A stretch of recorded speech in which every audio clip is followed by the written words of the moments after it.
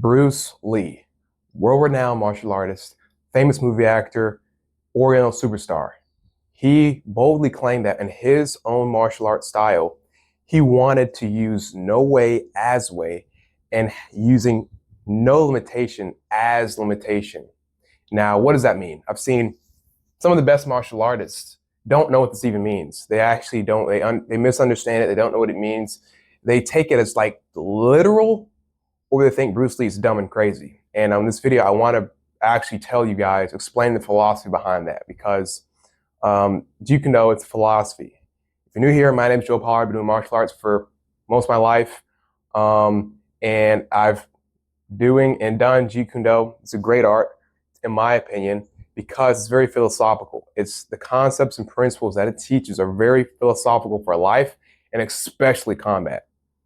Now, people will take certain things Bruce Lee says, like the phrase using no way as way and having no limitation as limitation, as, oh, he's just trying to come off super cool and philosophical, he's cool, or, oh, this is dumb, this is stupid, don't do this. In this video, I'm going to break down and explain what this actually means. Real quick, if you don't know Jeet Kune Do, or you want to learn Jeet Kune Do, martial arts in general, self-defense, and then go in the link of this video. I have a $10 full in-depth Jeet Kune Do course and martial art course. There you're going to have hundreds of videos for only $10 a month that you can learn this stuff, where I actually break down more of the philosophical side. That's one of the biggest problems, in my opinion, with martial arts, is that martial artists will say, oh, karate is a philosophy and I can apply karate in real life without fighting. And they're lying. They're lying to you. They can't do karate every day and make it apply for their real life. It's not how that works. It's fighting.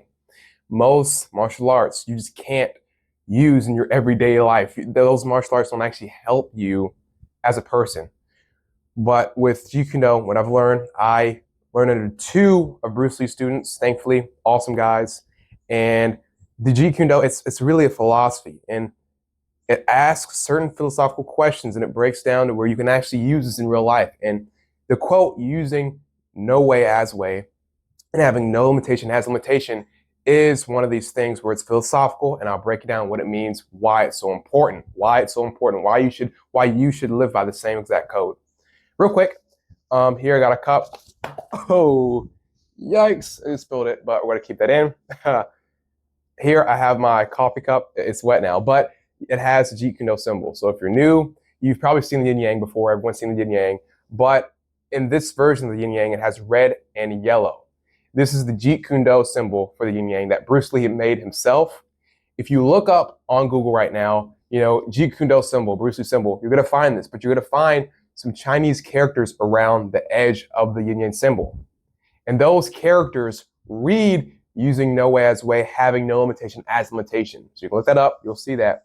That's what those characters, that's what it means. That's what that's saying. Why is that important? Well, you have to look at the time period what Bruce is in, what he was trying to do, what he was trying to say. So let's go back to the 60s, right? The 1960s was a time where nobody really knew Oriental martial arts systems. That the only stuff we had in the United States was karate, and that was it. So back in that time, the only real martial arts practice in the US was karate, boxing, wrestling, and fencing, if you want to consider that a martial art.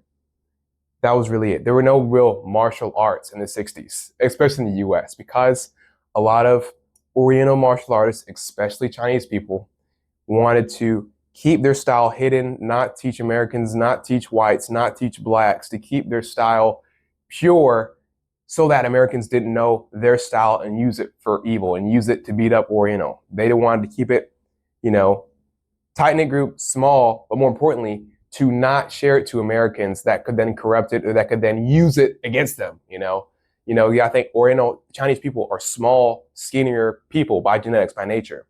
You come here to America, you got big 250 pounds football running backs. You don't want to teach him Kung Fu because he's so big. If he uses it on me, he's going to beat me up. That's how they thought. And it obviously makes sense. There are some flaws, obviously. But when Bruce Lee came on the scene, he was the first Oriental and Chinese person to really teach Americans, whites, blacks, didn't matter. He would teach you. And back in these times, nobody mixed styles. It's the very thing I want you to understand before I talk about the philosophy. In the 1960s, when Bruce came on board, one of the reasons why is hailed to this day, the grandfather of MMA, all this stuff, all these good things, because nobody mixed systems. Nobody did karate and judo. Judo was another art they did back then. No one mixed karate and judo and boxing. Nobody did that. Because back then, the thinking was, okay, I do karate, karate's the best. It was whatever art you did, that was the best in the world. You didn't need anything else, right? If you did boxing, boxing's the best. I don't need to do karate. Why would I do karate when I know boxing's the best in the world? Why would I do that? It wouldn't make sense. So if you tried to train other systems, they would look at you and say, okay, you're one of those guys, go, leave. They kick you out. They don't want you, because if judo is the best, why would you train karate? Why would you train boxing if judo is the best? That's how they thought. It's very important. So Bruce, the reason why he was so awesome, so big, and so important to martial arts development is that before he even came to America, when he was in China, he started to do this. He started to mix styles. He started to do other systems. In China, same thing. You didn't do other styles. Before he came to the US, Bruce Lee was already studying Wing Chun mainly, but also learned from other friends, from other systems, Choi Lafat, Southern Mantis, Wide Eyebrow. He was learning other Chinese systems in China, which is not supposed to do so. He would do it in secret. He couldn't go to the headmaster and say, hey, teach me Choi Lafat. They'll say, no, you're Ip Man student. Why am I going to teach you? No. So he would go to, and this is obviously what the teachers, Bruce Lee students that told me this is where I'm getting it from. Obviously I wasn't there, but it makes sense in a second, and you'll see this is correct. He would go to the second or third best student in that clan and say, hey, closed doors. He would say, hey, I do Wing Chun. I'll show you some Wing Chun stuff if you show me some Southern Mantis, Choi Lafat, whatever the system may be. And that's how it would exchange knowledge. And so Bruce knew several Kung Fu systems before he came to the US. And then he continued that learning and got better with, guys like Fook Young and stuff as well. But he knew a lot of systems. And nobody did that. It was very frowned upon. Why would you go learn something else when Wing Chun is the best? That's how they thought. Nobody did that.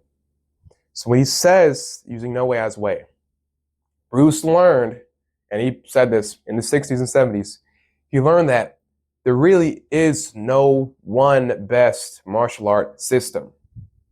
By that, obviously, means every martial art is good at something. And by default, every martial art is also bad at something. If I were to ask you right now, what is the best way to travel? What's the best way to travel the world to travel? And you said, okay, private jet. Private jet is a really good choice, right? But if I have to go to the neighbor's house, private jet is too much. It's going to be too slow. I got to get on the board. I got to wait for him to get on. I got to go. Walking would be much easier. Running would be much easier. A bike would be much easier, right? Let's say I had to go through the woods, wooded area, right? But it's only, let's say, half a mile. I could take an ATV. I could take a bike. That's better than walking. That's better than the car, because the car wouldn't fit in the wooded jungle terrain. Especially maybe an aircraft wouldn't fit because there's too many trees, but an ATV could just slip right through.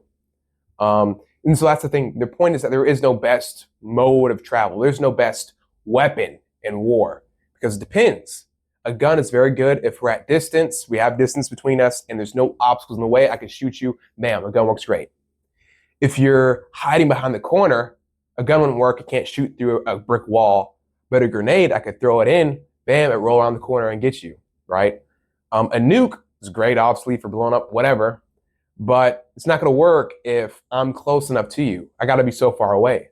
It's going to destroy everything in its path. So the point is that there's not a best weaponry. There's not a best way to travel. And the martial arts, if you talk about what's the best martial art, there is no best martial art, because it depends. What are you trying to do? Are you talking about weaponry?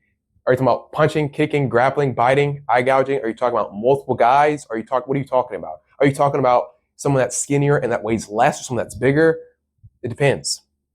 So Bruce knew that from training various systems, that nobody else did that, but he was the only guy who did that back then, that trained multiple systems to see, okay, boxing is not good at kicking, but it's good for fighting. It's good for hands and head movement and movement. It's good for that. And he knew that, and he took that and was able to make a fighting philosophy and fighting system that worked from those ideas. What was the art good at and what was it bad at? So with his philosophy of Jeet Kune Do, he realized that there is no best system. There is no best way. And that the problem with most all martial artists is that they think their way is the best. Their system is the best. Oh, it's the best system. Because that's what they thought in the 60s. And even now they think that. But even more so in the 60s. It was like, I don't need to do, even now, it's like, why would I train boxing when I'm a Brazilian Jiu-Jitsu black belt? Why would I do that? And there's a flaw in that. Obviously, it's a big flaw. But back then it was even worse. It was way worse. As we saw that, it said, like these martial artists, I don't want to be confined to my system, because that's the end goal of what these guys are doing. They're confined that a judo guy, if he just thinks judo's the best and all is judo, that's it. He has to figure out how to defend or whatever only using judo. He's stuck with judo because it's the best. You can't say judo's the best, but then go be training boxing and taekwondo and this and that, right? It wouldn't make sense. So it confines the judo player to think whatever thing he'll have to encounter or problem he has to solve, it has to be only judo. That's a problem. He's trapped. He's confined. Bruce hated that. So we saw that these martial artists, they're stuck in their ways. They're trapped within their system. That the system, any martial arts system originally was created to liberate, was created to set you free, to help you. But these systems, through the passage of time, began to confine and to trap the martial artists within that way of thinking. And that's not the point of martial arts. That's not the point of this. So Bruce knew that. He saw that, wow, these guys are trapped. So he knew that he wanted to be able to take from other systems and learn and to train and to keep getting better and to find the essence of certain systems and use that to make him better and use that within his thinking and philosophy. To not necessarily just take a little bit of this, take a little bit of that, take a little bit of that. That's not really what he was doing. He was asking himself, why is boxing effective? To ask yourself that question, okay, the movement, the head movement, the punching, the combination punching and striking, you can take those concepts and add it into your own system, your own fighting style, and say, okay, I gotta get better at movement, I gotta get better at punching, I gotta get better at punching combination. Bam, that'll help you. Versus just taking a few pieces and just adding, okay, we'll just take the boxing jab and cross, I'm gonna add it to my system. No, it's not what he did. He would ask himself these questions and get answers. Okay, boxing, good combination punching, I need to work on that. So it doesn't matter necessarily the system or how you did it, but with this methodology, you're able to address your weaknesses and get better over time. But you don't do that if you think your system's the best. You don't do that if you don't train other systems and train other styles and learn from other stuff. The whole point is learning and getting better. That's the whole point of all this. So he saw that and said, you know what? I don't want to be like the other guys. I don't want to just be confined in karate. That's all I do, because there's flaws in karate. There's flaws in any art. That's what he learned. So he said, I don't want to be confined to a way. I don't want to be confined to a system. I don't want to be confined, because that goes against the original founder's intentions. He didn't want to keep you trapped. The founder that made the system, he himself had to go outside of his own system to learn to get better and make a system. So by definition, he would not want you to stay trapped in his system, which he only created by going outside of his own system and training other things. That's how every style was made. That they trained other things, they learned from other stuff, then they made a process of fighting in a system. That's all it is. Take karate. Karate comes from certain kung fu styles and certain Japanese styles. It comes from other styles. They combined it and made a system. That's the whole point. So we saw, I don't want to be confined. I want to, because when you're confined, that's where you die. It's where you stop growing. When you stop growing is when you die. You have to always continue to grow, continue to push yourself, continue to learn. You never want to just stop growing. You never want to be stale. So he knew that. He said that's why he was so good. So he said, I want to use having no way as my way. I don't want to be confined to anything. That's what he's saying. He doesn't want to be confined to one set system, and he wants that to be his way, the way of not being confined to one way of doing things. And he wanted to, yet again, having no limitation as limitation. He wanted the ability to not have a limitation, to train anything and to use anything as his limitation. That when you don't, every style, again, has rules and has certain things you do and don't do. Boxing, you don't do kicks, obviously. Muay Thai, you don't do grappling, obviously. Jiu-Jitsu, you're not going to learn the actual body mechanics of proper striking. Every style has their own thing, right? And then MMA, you don't do weaponry. You don't do self-defense scenarios and tactics. You don't do, every system has this. That's just how it works because they're man-made, they're human-made. That not one system cannot encompass all of fighting and be effective and awesome at all of fighting, all of combat. That's just obvious. It makes sense. Done. You're like, of course not. That's the point. So he wanted to use having no limitation as his limitation. That's where the phrase using no way as way, having no limitation as limitation, to not be limited, to not be confined to anything, and that is his way. Therefore, he can continue to learn, continue to get better, continue to grow. That's the whole point of all this, is that he saw that the only way to get good at any of this is to continue to grow, continue to learn, continue to train.